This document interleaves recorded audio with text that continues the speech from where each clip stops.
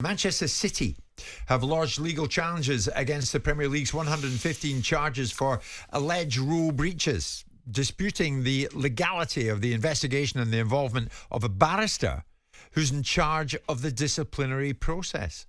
The club's understood to have challenged the involvement of this man, Murray Rosen, KC, the head of the Premier League's independent judicial panel, as the person who appoints a chairman of the disciplinary commission under the rules that he can appoint himself. Rosen's profile on his chamber's website states that he is a member of the MCC and Arsenal Football Club. He's an Arsenal fan, apparently.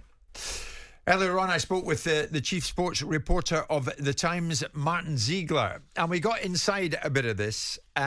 We acknowledged the fact that City have started the legal challenges on the 115 charges. And I said to Martin, in a general sense, what is the basis of City's legal challenge? There's two aspects from what I understand. One is the disputing the legality of the investigation. Because they're saying rule changes have been brought in recent years, for example, in 2020 and 2022, and their suggestion is that some of those sort of powers have been used to investigate alleged offences that took place before that, because the charges go back all the way to 2009. So that's one element of it, and the other element is challenging the involvement of the Premier League's head of the judicial panel, who appoints the disciplinary commission, on the basis of impartiality. Because I think if you look at his profile on his chamber's website, it says that he's a member of Arsenal FC. So that's being raised as an issue too. How credible is that second issue that you've mentioned there, the challenge towards the involvement of the head of the Premier League Judicial Commission, Murray Rosen KC, on the basis that he's an Arsenal fan? The trouble is, most people support a football team. It doesn't mean you're going to be prejudiced against another one. So I think it's a difficult claim to make, but it's not the first time they've done it. So when the Premier League first announced a disciplinary complaint, so they didn't announce it, but they told Manchester City of a disciplinary complaint against them in August 2019. We know from the High Court that that matter went to an arbitration panel, then to the High Court, and the Manchester City at their time, they disputed the appointment of the arbitration panel on the basis of impartiality. So I think this is a sort of tried and tested process which Manchester City have used against UEFA before during the FFP investigation and during the Premier League investigation, which went on for more than 4 years. Every legal option has been looked at by the club and their lawyers, and they will challenge every little thing they can. Anything can be challenged, can't it? If there is some sort of grounds, and then it goes to, initially can go to an arbitration panel. They will have to decide. But again, Manchester City could, if they wanted to, they could raise questions about who was on that arbitration panel. Then it could go to the High Court. So in a way, even if they don't win on this aspect about Murray Rosen, in a way, it doesn't. I think what is almost as important to the club is to challenge every little thing they can, and I think it actually helps Manchester City that the longer they can put off the outcome of this case, the more it will suit them. Because, for example, they're having an amazing season on the pitch this season. They don't want to have it tarnished by a sort of fairly quick outcome to this case. They would quite like it to happen years and years down the line. So that was Martin Ziegler speaking to me earlier. Martin Ziegler, of course, the main man at the time, chief sports reporter. Simon, I want to particularly... That didn't make a lot of sense, the end part, by the way, because that's an assumption that it's going to be a bad outcome.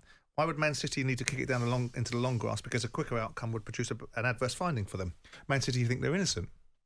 They are absolutely unequivocal that they're innocent, aren't they?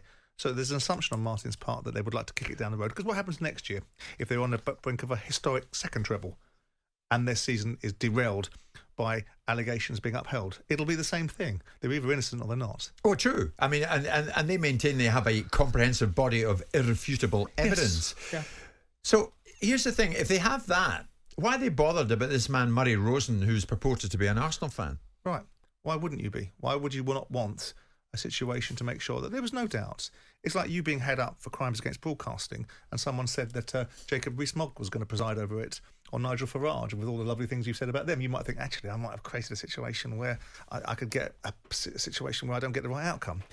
I do think it's unnecessary. I do think it's unnecessary. He's put you right in the frame now, hasn't he? I do think it's unnecessary. Crimes against broadcasting. Do you like that one? I do think it's slightly. Go to the Hague, am I? I think it's slightly pedantic. But why would you? You've got these allegations. You're being charged on the basis of it. It's not legality that you're charging. This is not a legal framework. This is the confines of the rules of the football establishment. When it gets into the High Court, it'll be legal. So it's not about legality that Martin alludes to. It's about enforceability. What Manchester City are doing is just making sure, as anyone would do, and you would do if you're in their shoes, and you might not like the look of it, but they do not want anything in their way in terms of what they will consider to be any form of impartiality. If a guy... He's a member of the King's Council. So what?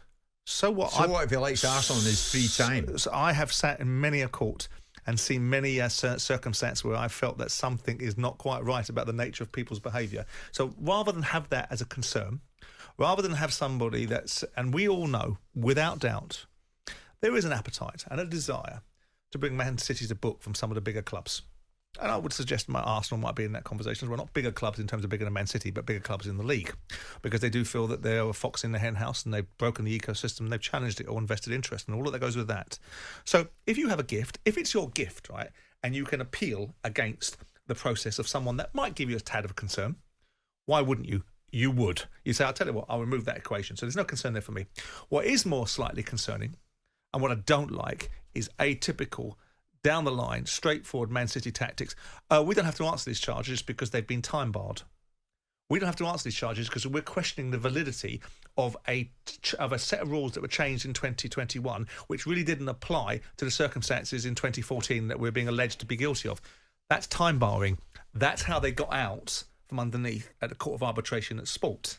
They didn't get exonerated. By letting it drift and drift? No. By the fact that there was a certain amount of time, like the statute of limitation for things in this country is 5 years. There's a statute of limitation on how you can be adjudicated on certain things. When they couldn't be... what do you mean by time barring?